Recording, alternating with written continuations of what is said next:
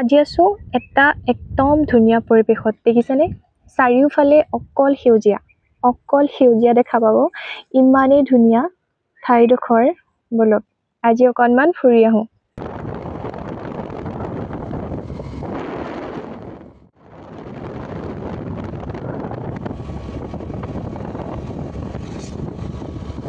ইমান ধুনীয়া প্ৰকৃতিৰ মাজত ইমান বেয়া ৰাস্তা কি কম আপোনালোকক অৰ্ডাৰসমূহ পেক কৰিছো স্কুটি লৈছো আৰু ওলাই আহিছো সেই বিশেষ ঠাইটুকুৰলৈ ৰ'ব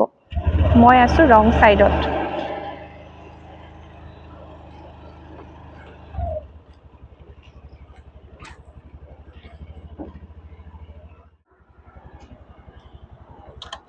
অসুবিধা অকণমান হৈছে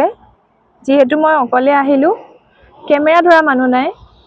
আৰু এটা হাতে স্কুটি চলাই এটা হাতে বৰ্তমান মই কেমেৰা কৰিবলগীয়া হৈছে সেইটো বাৰু ৰুল নহয় কিন্তু মানে মানুহ কেনেকৈ পাৰ হ'ব ইমানেই বেয়া ৰাস্তাটোৰ অৱস্থা ইছৰাম চাওকচোন বাৰু যিয়ে নহওক আজিলৈকে এই পথেৰে যোৱা হোৱা নাই বাৰু ইয়াত এভাগ মন্দিৰ আছে দেখিছে মই আপোনালোকক দেখাই দিছো এইফালেদি যায় বলক তেতিয়াহ'লে ময়ো যোৱা নাই বাৰু ভাবিলো যিহেতু আজি আহিছোৱে গতিকে এইফালেও অকণমান সোমাই যাওঁ নহয় জানো বলক সৰু ৰাস্তাটো দি আগবাঢ়ি গৈ থাকিলে এভাগ মন্দিৰ পোৱা যায় এই পথটোত যে ইমান ডাম্পাৰ চলে মই এতিয়ালৈকে কমেও এইকণ ৰাস্তাতে 9-10খনমান ডাম্পাৰ আচলতে পাৰ কৰিলো ইমানেই ডাম্পাৰ চলে এই পথটোত চাৰিওকাষটো ইমান ধুনীয়া আৰু ইমান ধুনীয়া বতাহ মাৰিছে অকল পাহাৰ আৰু চবফালে পাহাৰ এয়া দেখিছে এইফালে চাওক চবফালে বাগান চাহ বাগান আৰু একদম প্ৰকৃতিৰ একেবাৰে সেউজীয়া এটা ৰূপ এয়া হৈছে আমাৰ আটাইতকৈ বিখ্যাত চাহ গছৰ বাবে যিখন অসম বিখ্যাত গোটেই পৃথিৱীৰ ভিতৰত সেয়া বাগিচাৰ অকণমান টুকুৰা মোৰ সেই প্ৰিয় ঠাইডোখৰতো আছে দেখা পাইছেনে এইখিনি একেবাৰে সেউজীয়া পৃথিৱীখনৰ অকণমান অংশ এই পথেৰে আগতে বহুতবাৰ মই আহিছো কিন্তু আজিলৈকে কোনোদিন আচলতে সোমোৱা হোৱা নাছিলে বলক তেতিয়াহ'লে অকণমান একেলগে যাওঁ আজি বেয়া মানে দিন মোৰ কাৰণে হৈ গৈছে কি হৈছে জানেনে আজি মোবাইলটোত মোৰ চাৰ্জিঙে কম হৈ গ'ল নাজানো কিয় পাহাৰৰ এই সৰু সৰু ৰাস্তাটো দি সোমাই আহি বৰ্তমান মই আহি আছো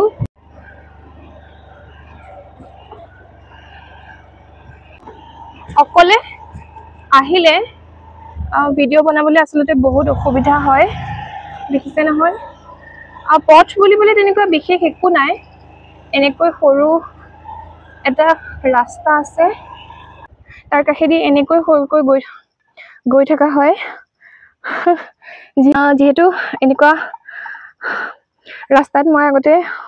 অকলে স্কুটি চলোৱা নাই তো অকণমান অসুবিধা হৈছে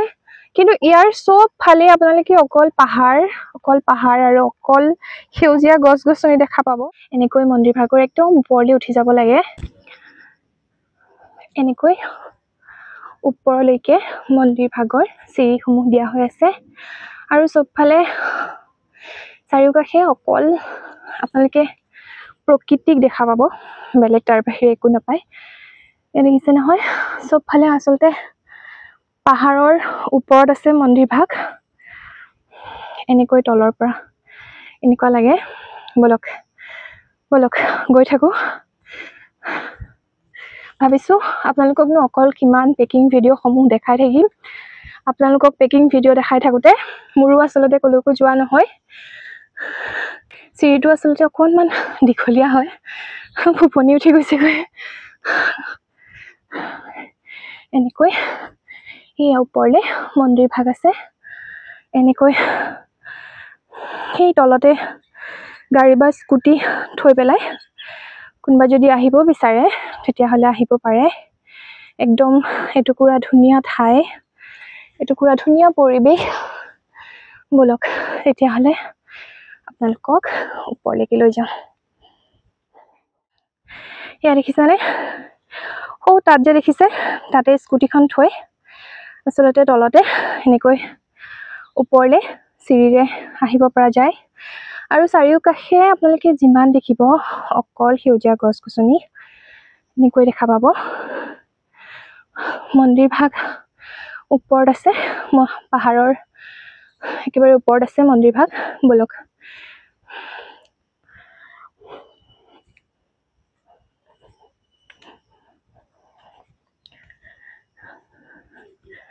বহুদিনৰ পৰা ভাবি থাকিলে আচলতে আহিম বুলি আহিব পৰা নাযায়। আজি তৎক্ষণাত পেকিং অৰ্ডাৰসমূহ ডিছপেচ কৰি ভাবিলোঁ যে নাই আজি ফুৰি আহিম ক'ৰবাত, আৰু স্কুটি লৈ লগে লগে ওলাই আহিলোঁ সেই বিশেষ ঠাইটুকুৰলৈ। বলক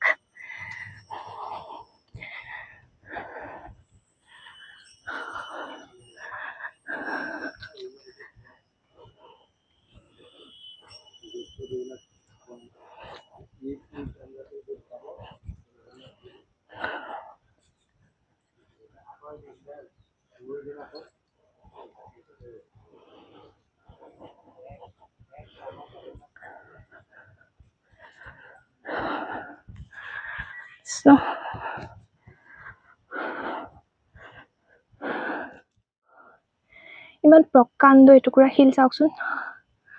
বা ইয়াৰ চাৰিওকাষে অকল প্ৰকৃতিৰ ধুনীয়া অৱয়ৱসমূহ আছে। একদম ধুনীয়া প্ৰকৃতিৰ হাতৰ শিল, বহুত ডাঙৰ ডাঙৰ আচলতে। এনেকৈ মন্দিৰ ভাগৰ ভিতৰ ভাগলৈ সোমাই যাব পাৰি।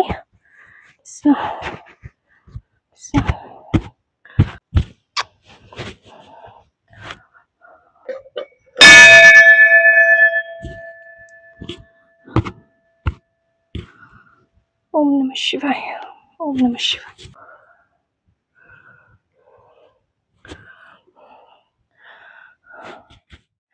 এনেকৈ আচলতে গুফাৰ ভিতৰলৈ শিৱ বাবাৰ পূজা কৰা হয়। আপোনালোকে দেখা পাইছে এনেকৈ গুফাৰ ভিতৰেদি যাব লাগে।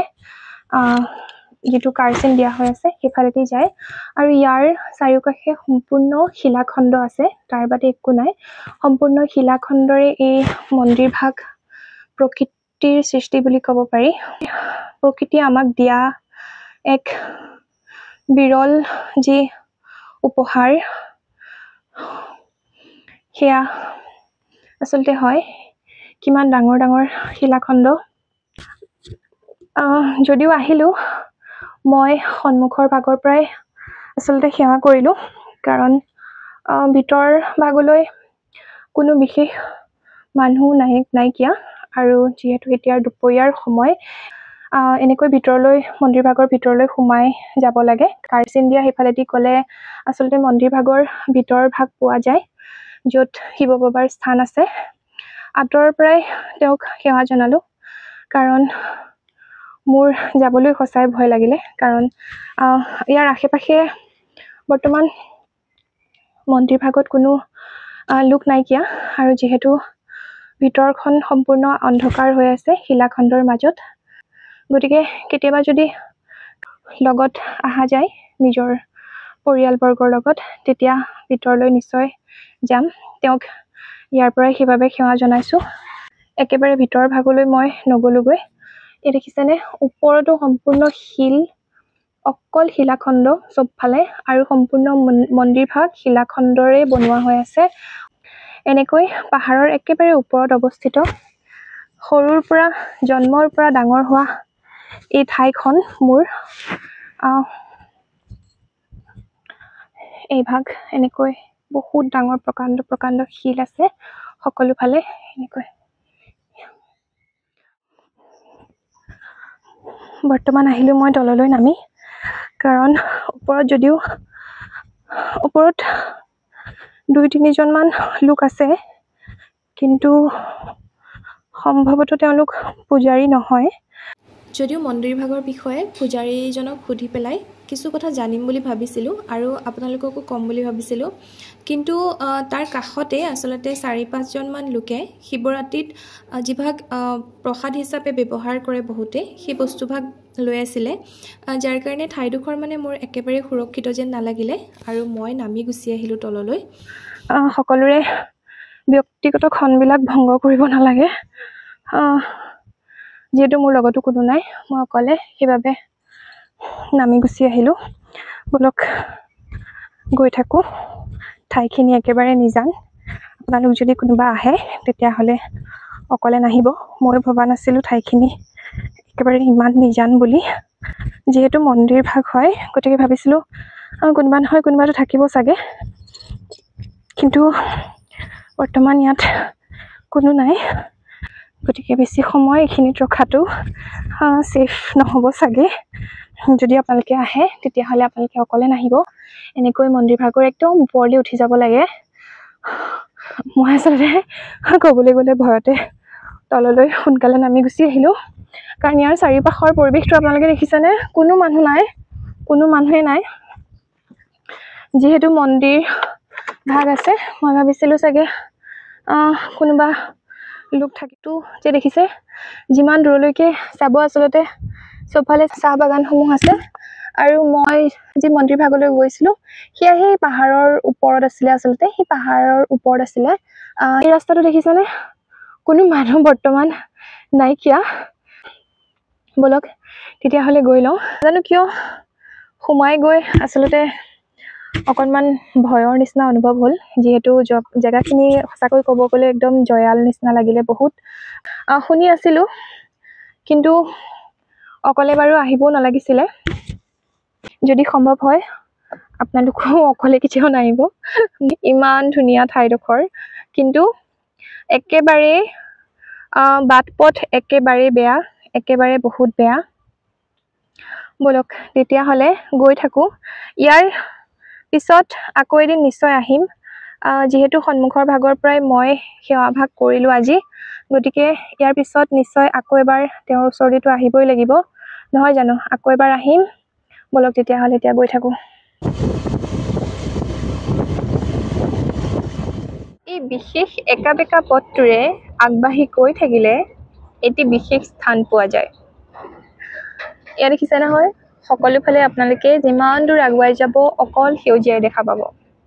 কিন্তু তাৰ মাজত যদি পথটো অকণমান ভাল হ'ল হয় তেতিয়াহ'লে চাগে শুনতে সুৱগা হ'ল হয় নহয় একেবাৰে ভিতৰুৱা এনেকুৱা ঠাইসমূহ আচলতে ৰৈ যায় কেতিয়াবা উন্নয়নৰ কাৰণে যদি পাৰে অকণমান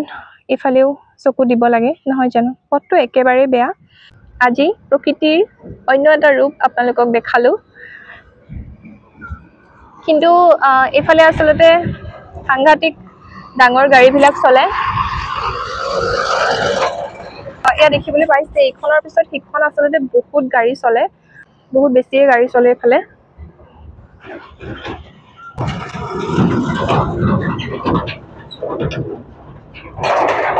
এইফালে ওপৰলৈও পাহাৰ ইয়াৰ পিছৰ ভিডিঅ'টোত মই আপোনালোকক নিশ্চয় দেখাম যে ইয়াৰ আগলৈনো আৰু কি আছে প্ৰকৃতিৰ বুকুত থকা বিভিন্ন ঠাইলৈ আচলতে বহুত সময়ত গৈ থকা হয় কিন্তু ভিডিঅ'সমূহ পোষ্ট কৰা নহয় ভিডিঅ'সমূহ মই পোষ্ট নকৰোঁ কাৰণ প্ৰকৃতিক শান্তভাৱে থাকিবলৈ দিব লাগে নহয় জানো যেতিয়া লুপ্তভাৱে কিবা এটা বস্তু থাকে তেতিয়া সি সদায় সুন্দৰ হৈ থাকে ধুনীয়া হৈ থাকে প্ৰকৃতিখনো তেনেকুৱা প্ৰকৃতিৰ কোনোবা এটা সুন্দৰ চুক যেতিয়া চৰ্চালৈ আহে তেতিয়া সেই ঠাইডোখৰ আচলতে বিনষ্ট হৈ যায় বিনষ্ট বেলেগে নকৰে আমি মানুহে কৰোঁ সেইবাবে আচলতে কেতিয়াও ভিডিঅ'সমূহ পোষ্ট কৰা নহয় গতিকে